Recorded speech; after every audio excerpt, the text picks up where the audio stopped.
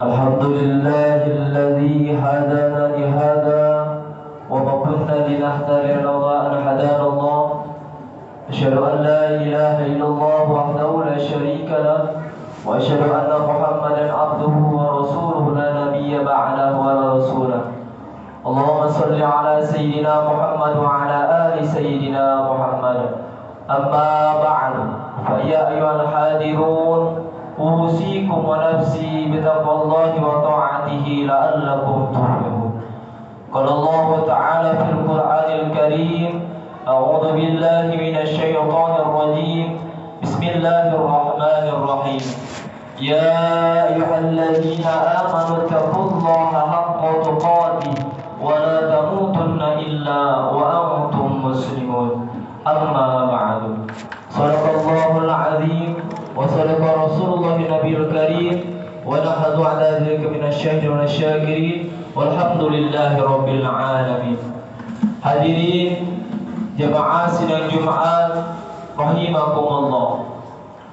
Puji syukur kepada Allah Subhanahu wa taala karena pada siang hari ini kita semua masih diberikan oleh Allah Subhanahu wa taala suatu kenikmatan yang mana kenikmatan itu tidak kita temukan atau Allah tidak berikan kepada hamba-hamba yang lainnya, yaitu kenikmatan sehat dan kenikmatan sempat, sehingga kita semua dapat melangkahkan kaki serta mengayunkan tangan menuju masjid yang insyaallah penuh barokah ini dalam rangka memenuhi kewajiban kita sebagai umat muslim, yakni melaksanakan ibadah sholat Jumat secara berjamaah. Semoga sholat Jumat pada siang hari ini senantiasa diterima oleh Allah Subhanahu wa taala. Amin amin ya rabbal alamin. Kedua kalinya salawat dan salam semoga terlimpah ruah kepada junjungan kita, yakni Habibana wa Nabiyana wa Maulana Muhammad sallallahu alaihi wasallam, yang kita nantikan syafaatnya baik di dunia terlebih nanti di yaumil akhir. Semoga kita semua diakui oleh beliau sebagai umatnya. Amin amin ya rabbal alamin. Hadirin jamaah sidang Jumat rahimakumullah.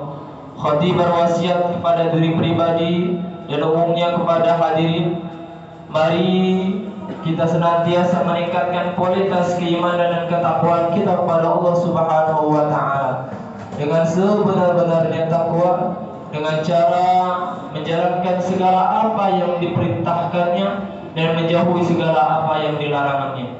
Semoga dengan bekal takwa tersebut kita semua digolongkan oleh Allah Subhanahu wa taala orang-orang yang nantinya akan dimasukkan ke dalam surganya. Amin amin ya rabbal alamin.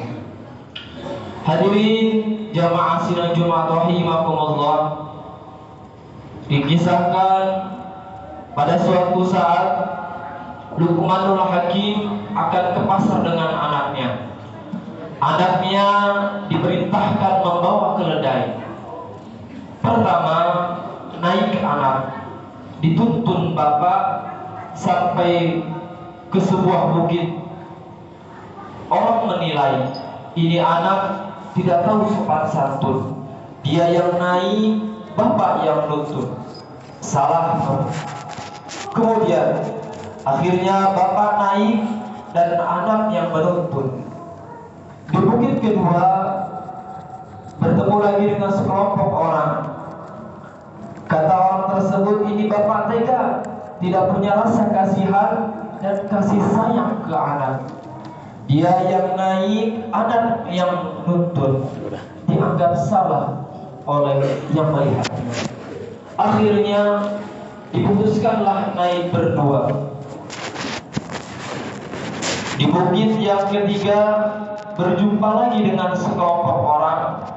Orang itu mengatakan, ini orang zalim. Keledai satu dinaiki berdua. Salah lagi.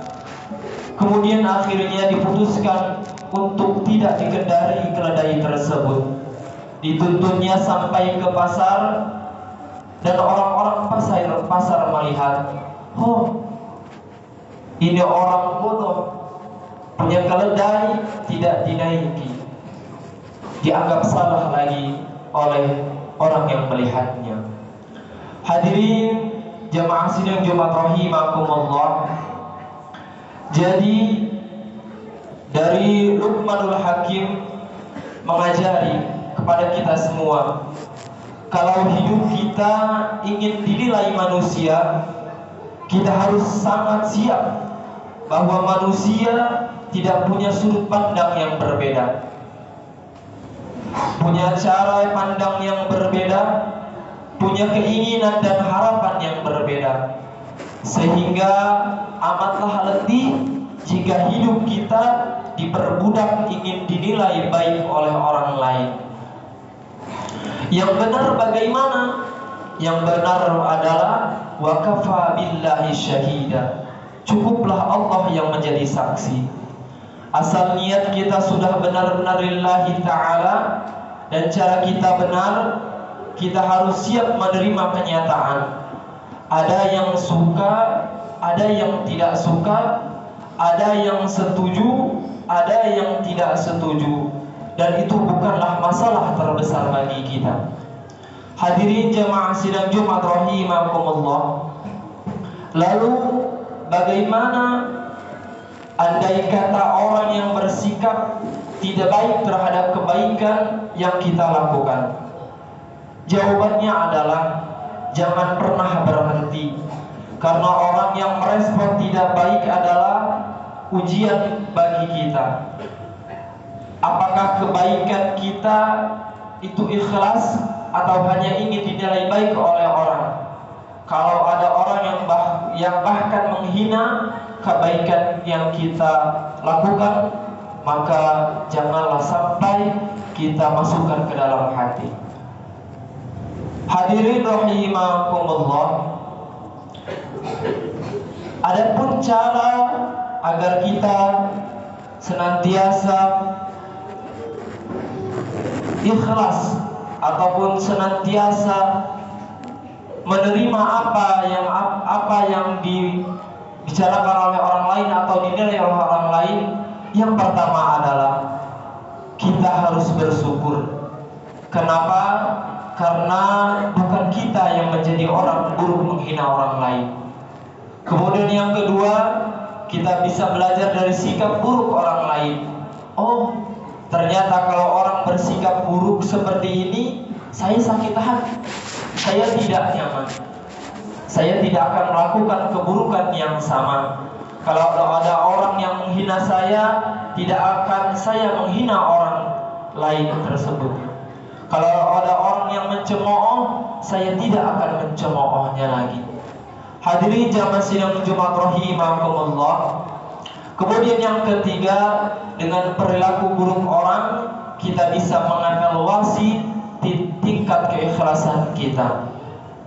Kemudian yang keempat, hadirin, jadikan ini ladang amal. Mau kita balas dengan yang sama atau idfa binafsi, idfa billati hiya ahsan. Kita tolak keburukan dengan cara yang baik. Kalau orang ngomong jelek, kita ngomong jelek. Orang menghina, kita menghina. Orang membuka aib, kita buka aib lagi. Orang mencibir, kita mencibir lagi.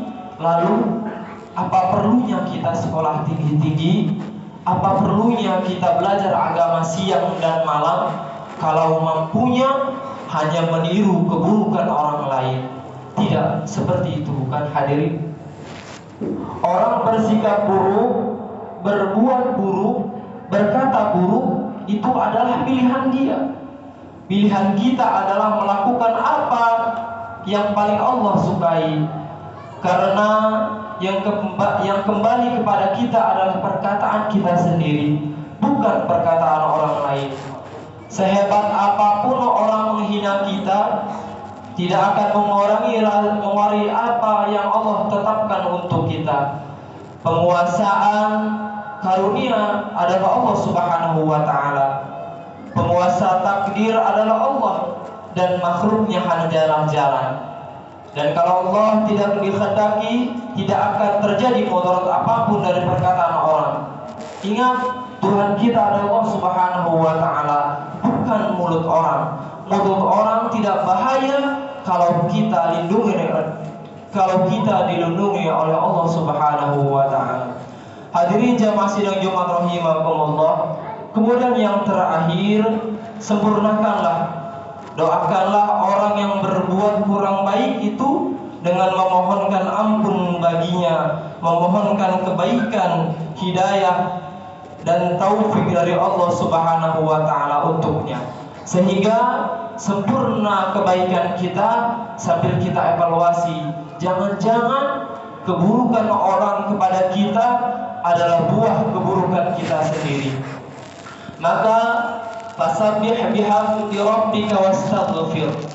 Mintalah ampun kepada Allah sebanyak-banyaknya. Mudah-mudahan perilaku yang kurang baik itu meningkatkan kualitas keikhlasan, kualitas kemuliaan akhlak kita, kualitas amal soleh, terutama kualitas kedudukan kita di sisi Allah Subhanahu wa taala. Hadirin jamaah sidang Jumat rahimakumullah. Demikianlah khutbah singkat yang dapat saya sampaikan. Semoga ada manfaatnya. Barakallahu lakum fil Qur'anil azim wa nafa'ni wa yakum bima fi min ayati wa dzikril hakim wa taqabbal minni minkum tilawatahu innahu wal ghafur